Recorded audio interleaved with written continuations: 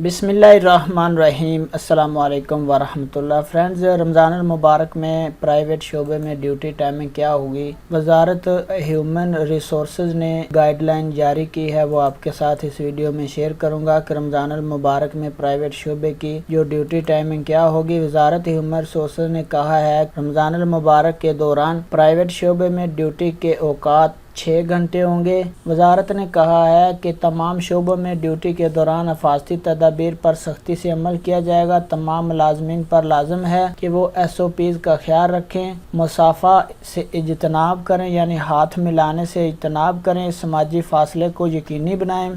वजारत ने सरकारी शोबे में रमज़ान के दौरान 5 घंटे ड्यूटी के औकात का भी तयन किया था। सरकारी महकमे सुबह 10 बजे से दोपहर 3 बजे तक खुले रहेंगे। तो फ्रेंड, ये अपडेट थी जो वजारत ह्यूमन रिसोर्सेज ने अपने ट्विटर अकाउंट पे जारी की थी। अपना बहुत सारा ख्याल रखिएगा।